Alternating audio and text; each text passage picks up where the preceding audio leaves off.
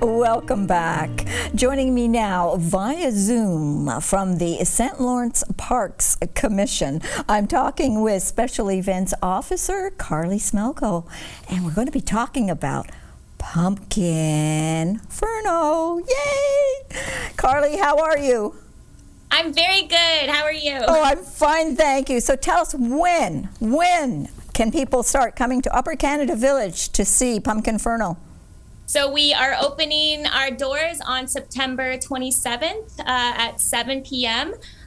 So we are open until Halloween this year, so October 31st. So 5 weeks as opposed to our usual 4, which is great. Yes. So are you the original creator of the Pumpkinferno? So a colleague of mine was the one who came up with the initial idea of Pumpkinferno, but I have personally been around since the very beginning, and in 2012 was our first year, and wow. I started as a student carver. So I guess I was partially responsible for helping create this from inception, because that first year, it was very much like learning and how are we going to do this. So I very much had a part in the creation of it. Yeah. So how do you decide what your display is going to be? Because it changes every year, right?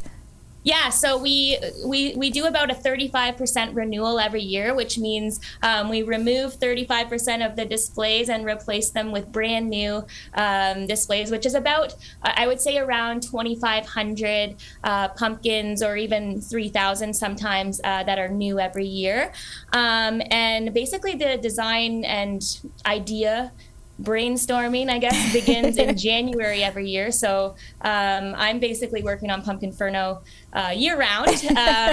So the ideas come from, we'll do, research into what's trending. Yes. I also try to incorporate things that are, very, things that hit different targets of like interests.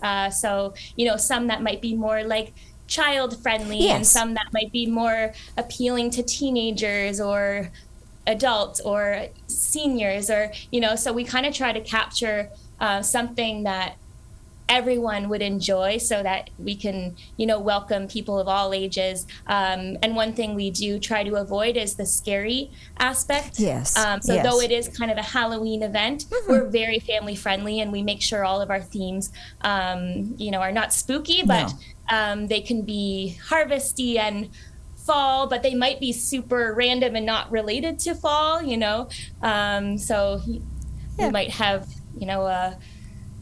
a flamingo theme, which is not like necessarily Halloween, yes. but yeah. So, and why not? Yeah, why so we not? just try to get creative and fun and experiment with different types of themes and keep it different each year. How many pumpkins are carved? So we display, this year we're displaying, I would say, around 9,000 pumpkins in the village, at Upper Canada Village. And again, each year we produce around 2,500 new per year. That's a lot, and a lot of storage too. It is. You should see our storage building. It's quite something. And yeah, so our production, actually, we begin, though I'm working on it behind the scenes starting in January, we bring a graphic artist on board in April, yes, who starts the designs, and then we bring the carvers in at the very beginning of May, and they're carving until the end of August. Wow. To produce the new display. So it's a few months of carving, and we just started setup inside the village, so we're bringing all the displays out and setting them up. Monday was our first day, and we have 2 weeks to set up, so it's a tight schedule. But it is. But it'll happen. Yes. Now, this is part of the overall tour of the village, correct? Like it's included in the admission fee? It's not separate? So the village is closed now as the core season, the daily programming. Yes. We are offering guided walking tours upon reservation only, but that'll be wrapping up at the end of this weekend. And then it's just Pumpkinferno that we are offering. Okay, alrighty. Yes. And something that I like is that you're having an accessibility accessibility night. Oh, all these S's. Nights, are you not? Yes, we are. We're offering 3 accessibility nights this year, October 1st, 8th, and 15th. So this allows people who might not be able to walk the route, or somebody that wants to bring a family member that, might not be wanting to experience the crowds of people and the the louder sounds and stuff. So you can be in the comfort of your own vehicle, and you're guided through the village at night by one of our staff who takes them through to see the pumpkins in the comfort of their own vehicle. That's nice. Yeah. That's really nice that you do that. So, okay, the village is actually closed now that you've straightened me out, and it is a Pumpkinferno that people will be going to see.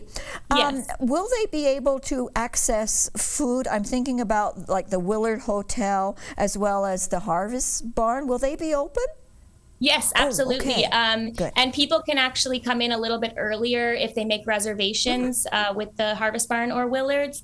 And then throughout the night, it's also open. We also have a cafe on site, our Cauldron Corner Cafe.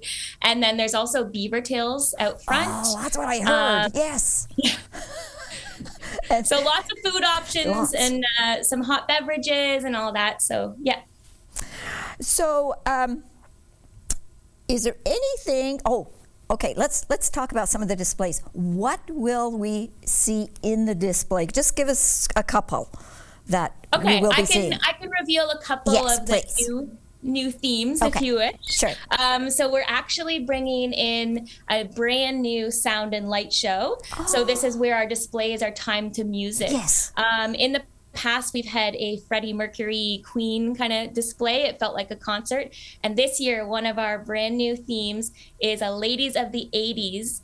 So it's some female icons from the 80s rocking out, and lots of very nostalgic carvings in there. And I think it'll be a big fan favorite. Hit. Oh, good. Yeah. Good. Yeah.